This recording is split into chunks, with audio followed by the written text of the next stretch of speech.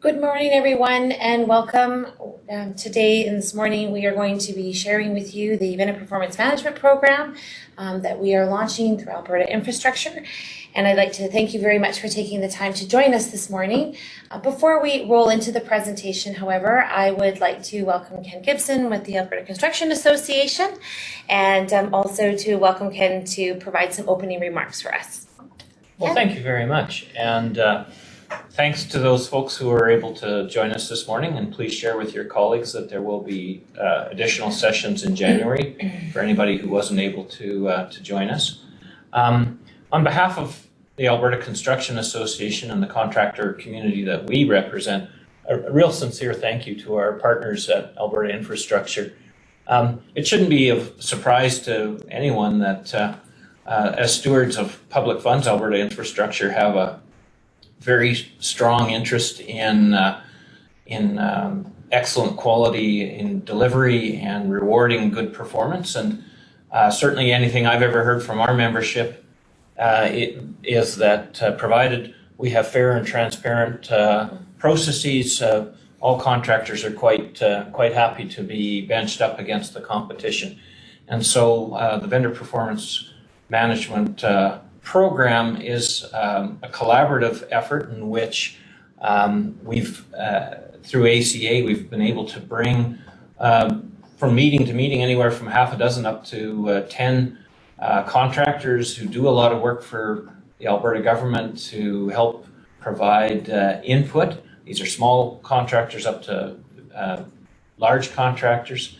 And again, just a huge thank you. I've heard great reviews from the participants in the process, whereby at every step, Alberta Infrastructure started with a vision and goals and sought input. And that led through to the actual criteria and the scoring systems and appeal mechanisms and so forth. So again, from what we've seen and the comments that we've received to date, an excellent job. And again, the sentiment of continuous improvement. So our industry colleagues should be assured that Alberta Infrastructure is going to learn through the process in the next few months and continue to refine and reflect on the actual experience. So without further ado, just again, a real kudos to the department and the partnership to allow industry to help shape what I think is going to be best practice probably throughout Canada. So again, thanks. Thank you, Ken. So we will move forward with the presentation now, and as Ken has stated, we have been working and engaging with our industry associations over the past year, and we have used their input and their feedback to help shape their program. So to introduce myself, my name is Cindy Evans, and I'm the Executive Director of Operations and Administration in one of our corporate divisions here at Alberta Infrastructure, and Lee Berg is the manager with the Vendor Performance Program. And so, as Ken also mentioned, we're going to be continuously looking at, as we launch in January on the 6th, for opportunities for continuous improvement. That is very, very important to us, about that environment of always looking at what are we learning, what's working and what's not working.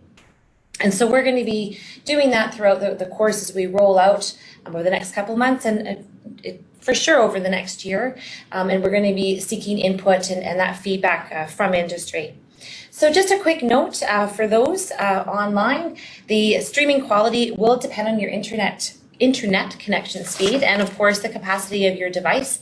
And the link that we have shared today will actually work for all webinars that we will be having out in January as well. If you are unable to finish today's session, this webinar, as Ken mentioned, we do have a couple of other sessions that are scheduled in January. They are available on the website and the times as well. If you have any questions, please use the Q&A button just to ask those questions, and the moderator here will make sure that those questions are asked. The chat and the raise hand functionalities for this webinar have actually been disabled.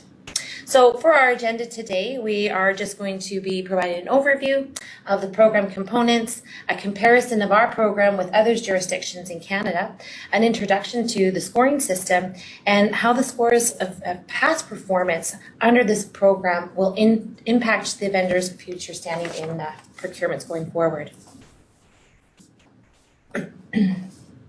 So just to frame the program itself, there are a couple of objectives that we are wanting to achieve, and that is to support good performance by our vendors on infrastructure contracts. And I do want to stress that this is for infrastructure contracts. So it's those contracts that vendors will be entering into specifically with Alberta Infrastructure.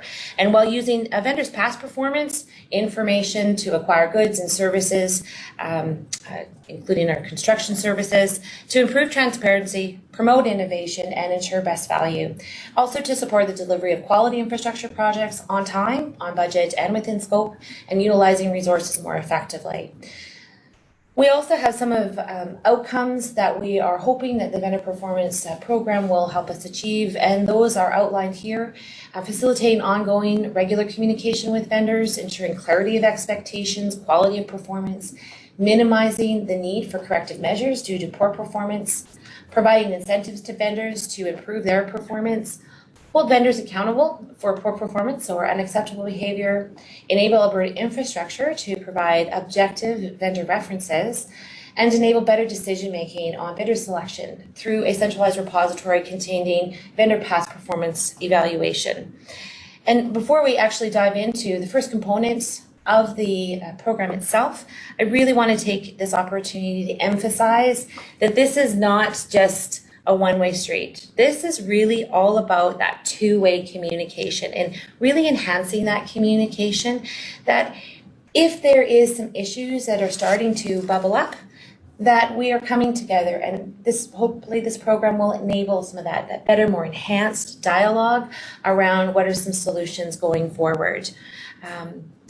The other thing that is unique that we have to put into place with our vendor performance management program is the ability for vendors to actually provide feedback to Alberta Infrastructure and how they feel Alberta Infrastructure is doing in our work, in our roles and responsibilities and accountabilities, and working with vendors. So that, again, that is a unique feature with our program and is quite different from other jurisdictions and the programs that we've reviewed.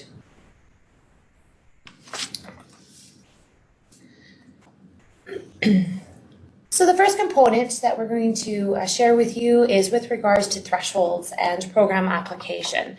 So the vendor performance management program will apply to all contracts at or above $100,000. Now this threshold that we have set actually does align with other jurisdictions, and I'm going to be able to show that to you for every component.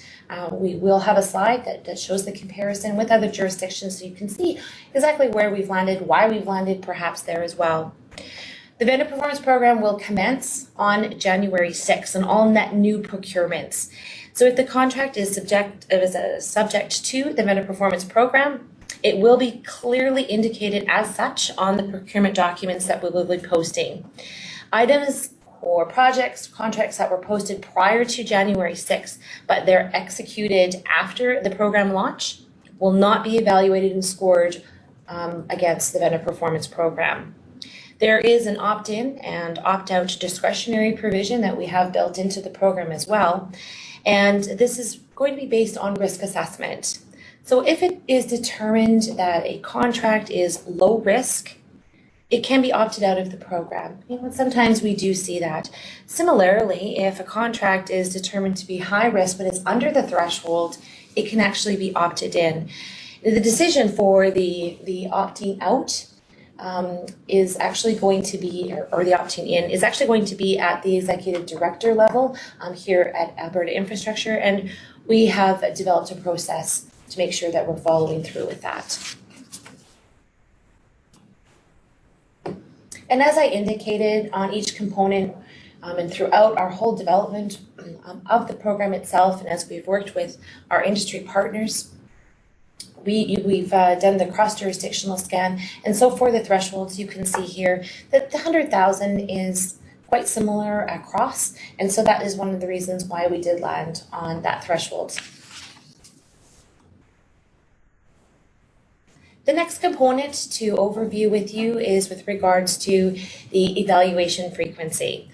So we have determined that the performance evaluations will be conducted every 6 months. And this is going to allow for that regular communication and those type of performance discussions and those check-in points.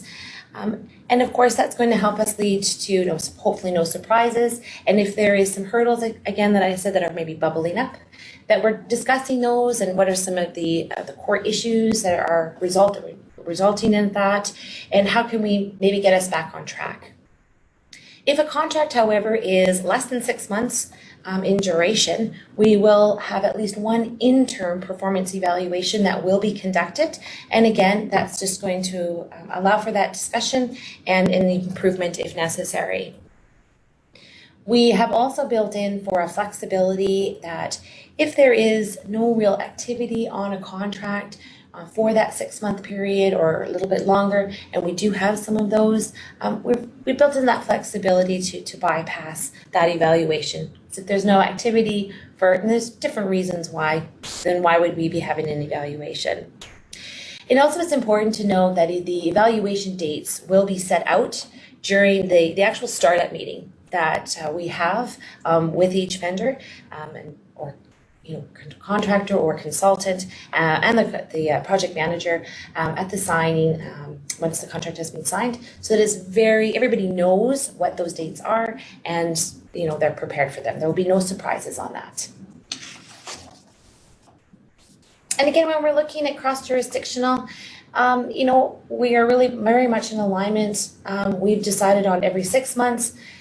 And that is what we're seeing, again, across Canada. It's 6 months to 1 year. And so we've landed on that 6 months evaluation period.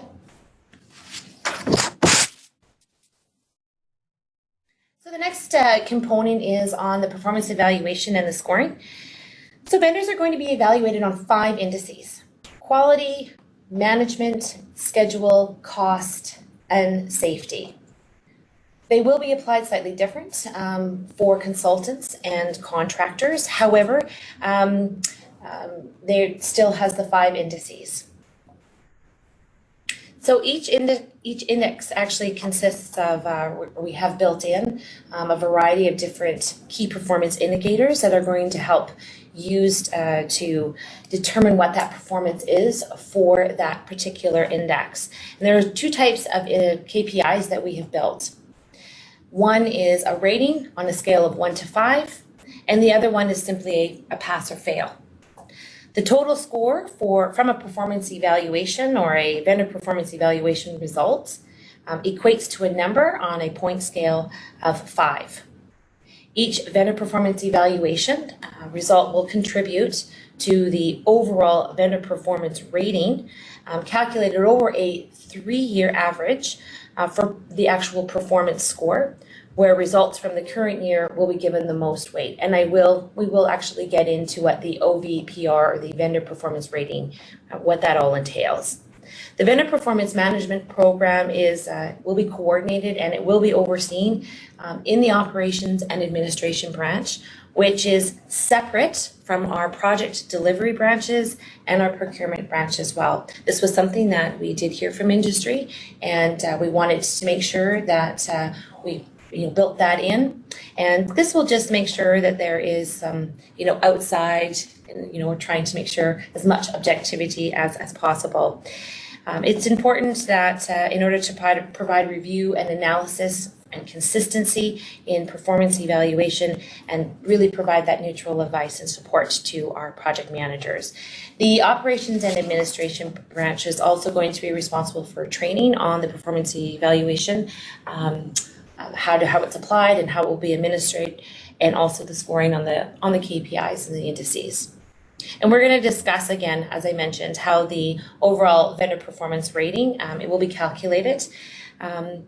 And also just really wanted to highlight that the KPIs that are under each of the 5 indices have been developed in collaboration, not just with ourselves, but with our industry associations, as Ken had pointed out over the past year. In addition, we've taken into consideration what best practices are and industry standards, making sure that those were all considered and incorporated as we were developing the KPIs. So here, this is just a little bit of an overview, as I had indicated, on the 5 indices. And these are the categories of where the KPIs will fall under. So you see quality, management, safety, schedule, and cost. You will note under consultant that there is a slight difference there with regards to quality.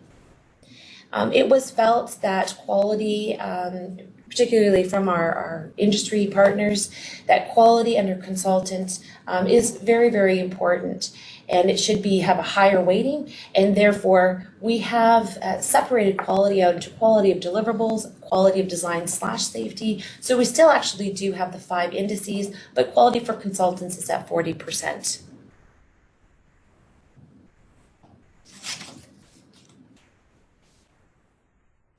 So just moving on here to maybe further a little bit understand on the performance evaluation and the scoring, what I was talking about, that there are 2 different KPIs. One is a pass and fail, and the other one is a rating of a scale of 1 to 5. A 3 is considered achieved, meaning that it meets the expected performance as outlined in the contract. And it is the expectation. Anything less than a 3 means that the vendor is not meeting the performance as outlined in the contract. On the performance evaluation forms that are actually posted on the website, the pass and fail KPIs are actually shaded in a different color. They are shaded in blue, and they will have a yes and no response to them. And a no, if a KPI does have a no as a result, it will automatically default for that indice down to a 1. If that KPI that has the yes or no or the pass or fail results in a yes, then the remainder KPIs for that indice will continue on with the number scoring of 1 to 5.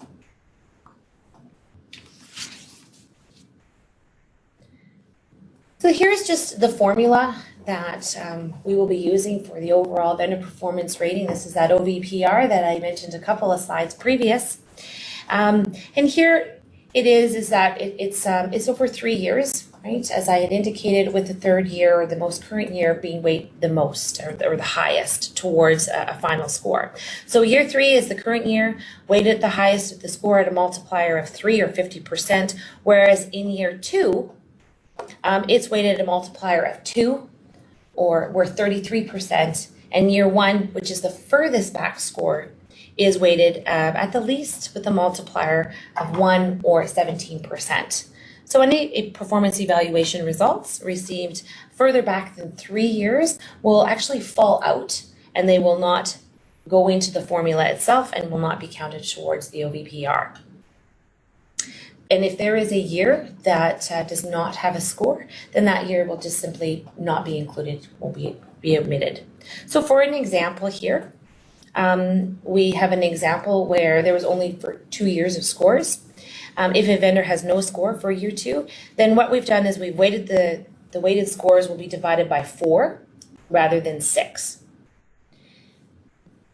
And any vendor who comes in, it's their first time, and it will be everybody's first time, come January 6th, everybody actually will receive a 3, which doesn't then have an impact on the score itself during the procurement deliberations and discussions.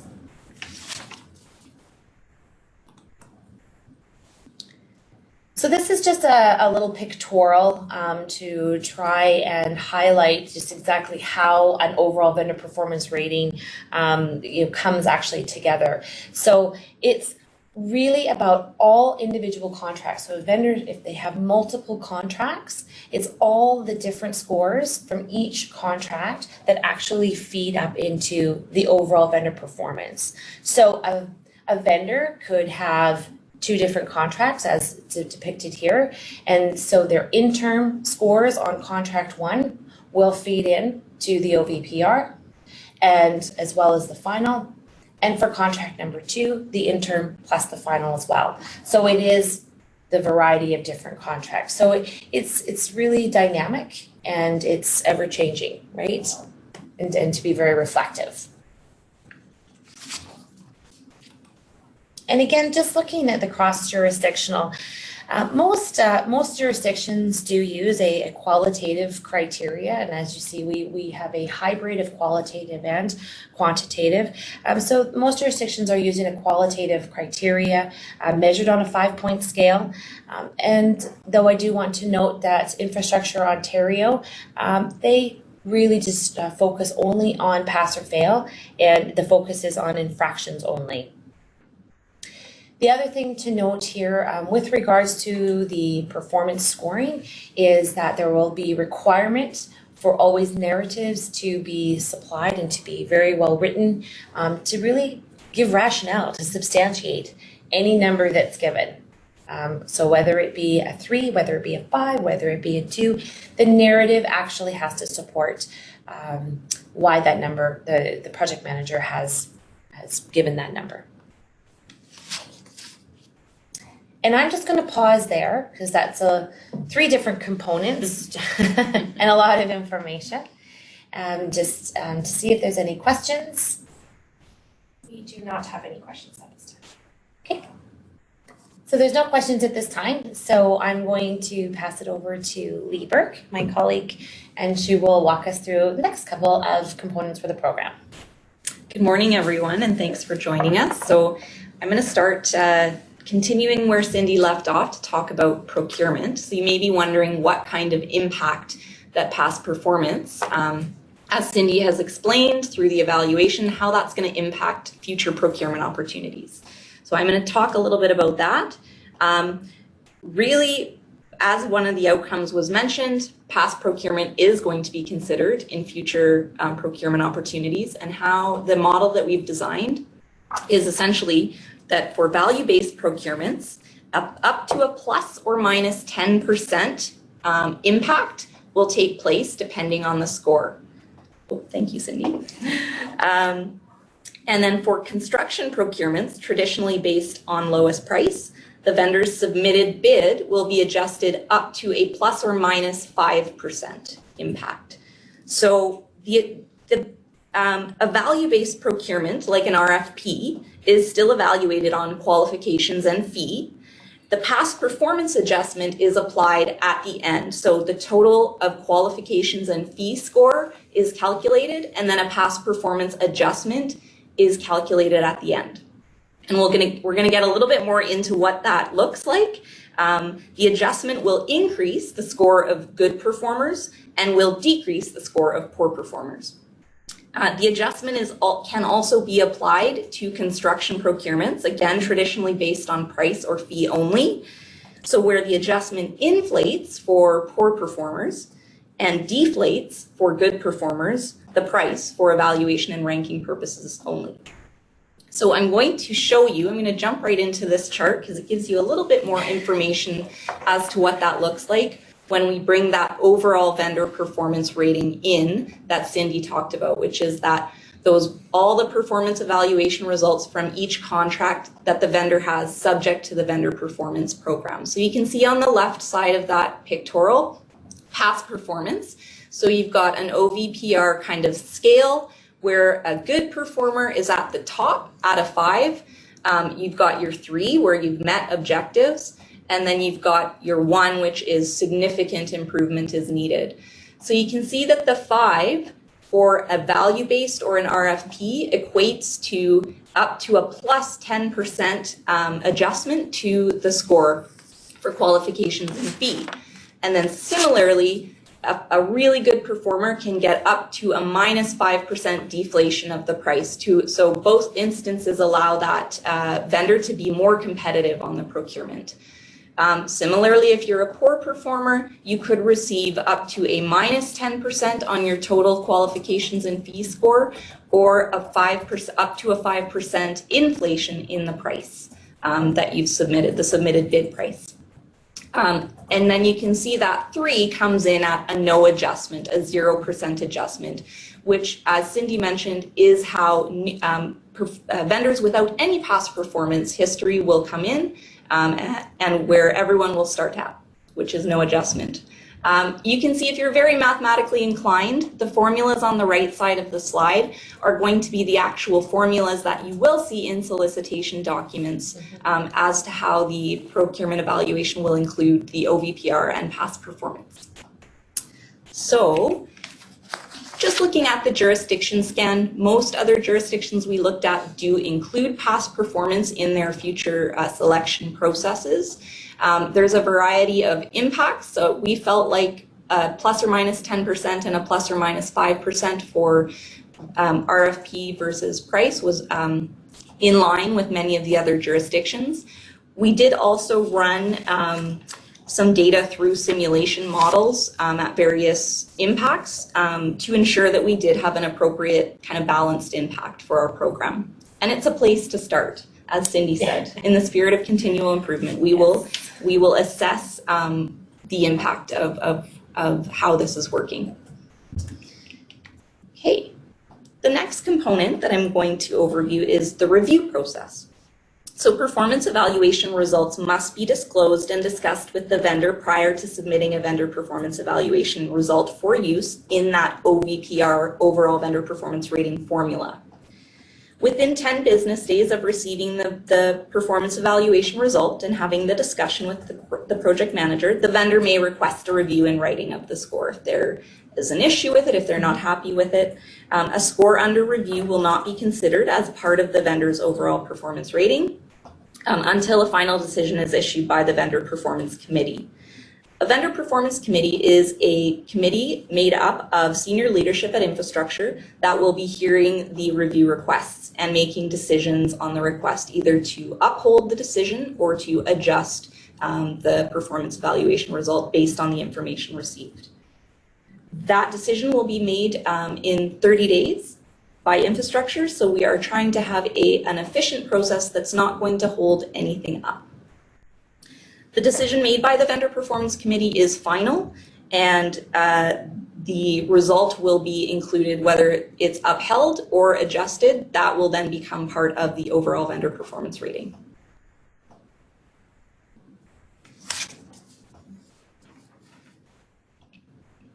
Okay, looking at the jurisdictional information for reviews or reconsiderations, most other jurisdictions, in fact, almost all of them do have this process. This really is in the interest of aligning with procedural fairness, and then really also looking at the decision levels as having the decision made by senior level staff of the organization. And I know this was very important to industry when we talked to Ken and his colleagues. Infrastructure Ontario is the outlier here. They do only have a reconsideration for administrative errors, so their process is a little bit different, but we are in alignment with most others. Just to put it into a visual format, you can see that contract initiation, Cindy mentioned at the startup or kickoff meeting, performance expectations and key performance indicators are talked about, and the program is overviewed, so there are really clear expectations. The interim evaluation occur throughout the contract life cycle. There's a performance evaluation discussion, a result is given, and then a vendor does have an opportunity to review those scores at each evaluation result period, and then the final evaluation occurs at contract closeout, and similarly there's a discussion, a result is provided, and the vendor does have an opportunity for review. Okay, the next component is corrective measures and suspension, and this process really is about mitigating procurement risk on future contracts and also providing client services by allowing open, fair, and transparent communication between infrastructure and vendors to address performance issues. We also outline specific conditions that will result in a suspension of future bidding privileges, if that is to happen. So how this works is if a poor performance trigger is met on a performance evaluation, a vendor will be notified via a warning letter and given an opportunity to identify measures that will be taken to improve performance via a vendor-initiated corrective action plan. If performance does not improve, the vendor may be suspended from bidding privileges for 18 months. A second suspension of the same vendor could result in bidding privileges being suspended for up to 3 years. So I just wanted to reiterate here that the goal of the program is to foster two-way communication between Alberta Infrastructure and industry partners to enhance vendor performance and recognize outstanding performance. So we really do want good results. The vendor wants good results. We want to reward good performance. However, this component is there as a formal means to, if the proactive and two-way communication has not resolved an issue, this is a formal means to identify corrective actions and really work towards getting good results. And if as a last resort, the results aren't, the performance isn't improving, then suspension from future bidding privileges is a mechanism for accountability that we have.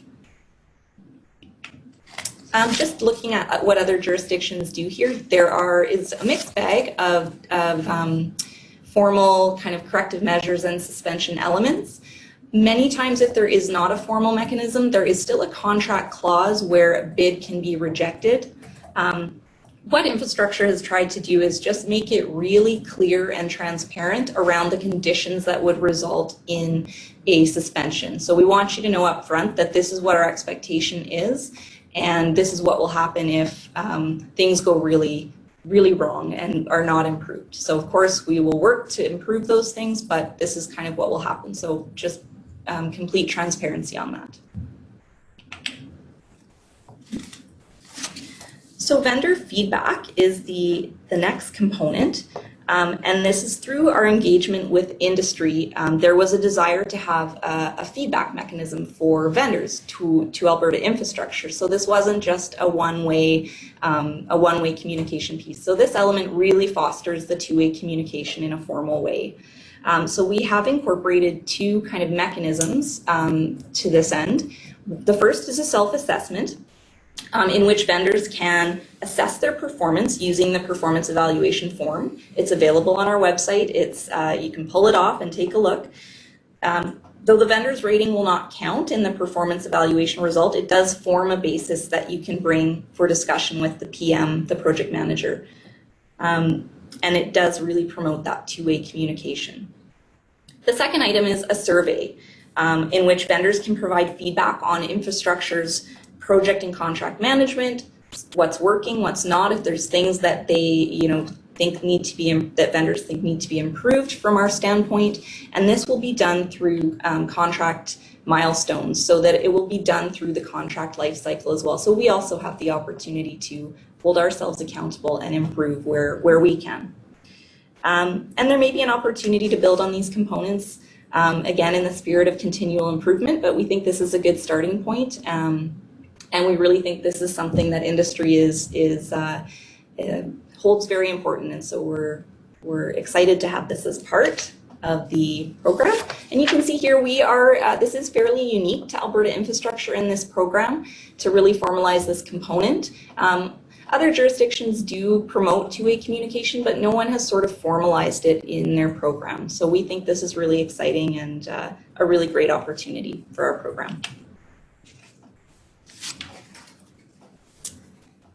And just the last component that we'll talk about is references. Cindy listed off the outcomes at the beginning, and references for industry was one of them and is very important to industry. Among the various program deliverables, we have developed a revised policy to provide references to vendors who have been evaluated through the vendor performance program.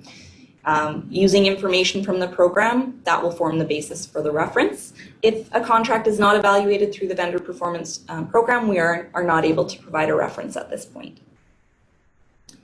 Scores for individual vendors will not be published, but the vendors are at liberty to disclose their own scores to third parties. And again, the reference will be on a reference letter template, and this can be used however you like. That is the formal program for today. Check in again with our moderator, see if there's any questions. Yes, we have one question. Is the VPM applied to subcontractors as well as prime contractors? No, the VPM is not applied to some subcontractors. It is only applied to those vendors in which infrastructure has a direct contract with. And that is it. That's okay now.